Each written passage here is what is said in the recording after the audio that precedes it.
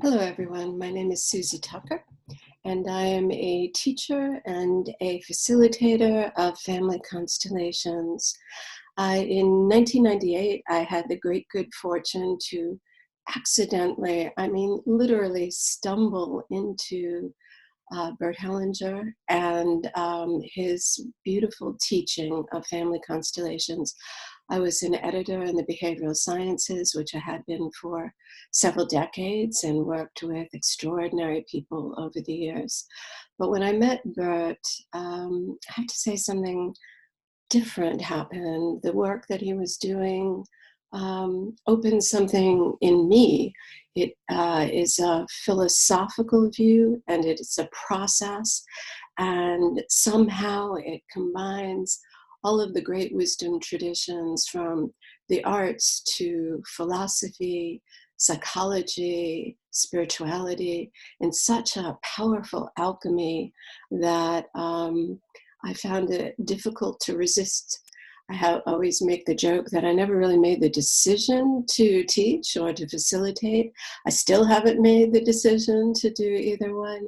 And yet I keep coming back because it's a really creative, rich, and democratic way of escorting people or accompanying people on a path to greater well-being.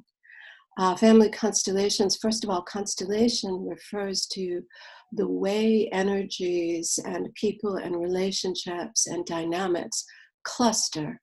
So in each of our family systems, we actually have hundreds of constellations, each one sort of being initiated by an event that shifted the status quo of the family system, or in organizations, the organizational system.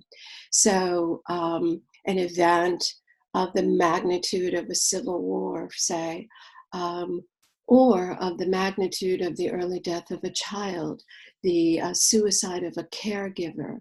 Um, these things are forces outside the system that affect the internal dynamics of the system.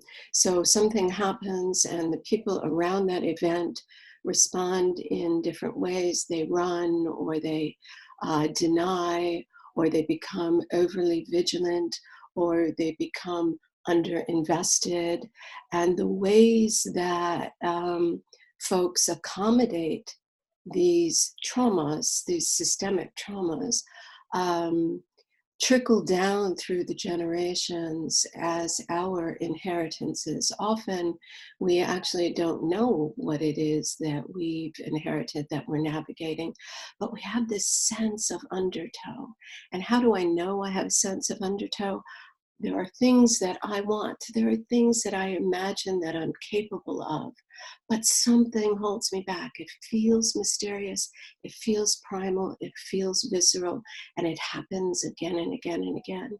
Well, if you have that feeling, then you might suspect that it's actually related to something before you. Now, some of us know because it happened in the generation before us. It happened to our mothers and their fathers or our grandparents. Some of us don't know quite so well because it happened several generations back.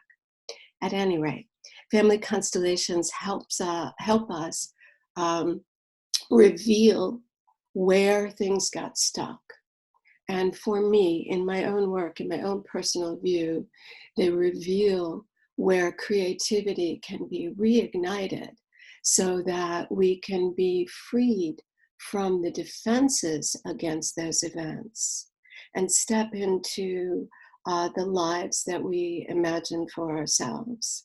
We can be free of subliminal loyalties, freer from subliminal ideas that we can save people in the past, freer from the mysteries and the secrets, and freer to, right? So there's freer from, and then there's freer to take some of those beautiful threads, some of the beautiful aspects of our own tapestries, the resilience, the strength, the wisdom, the music, the dance, the things that also came down to us through the generations. So family constellations has a philosophical view and then an experiential process that takes it out of me telling you to us experiencing together. The work is done primarily in groups because it is just such an extraordinary pleasure to be able to take advantage of the collective wisdom that comes into the room, the systemic wisdom that we all bring with us. And I always say that, there may be 30 people in the room, but actually there are thousands because each of us comes with our own family systems.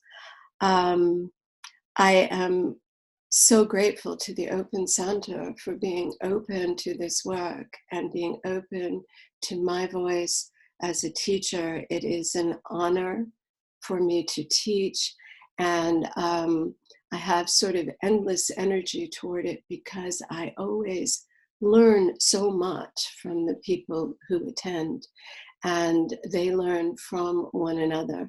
I am a catalyst on some level, and an evocateur versus a provocateur, meaning that the work in my hands is meant to evoke the answers you already have and the permission to grab hold of those answers and bring them into the future. So I look forward to meeting many of you, and I hope that we can make an extraordinarily powerful circle. Thank you so much.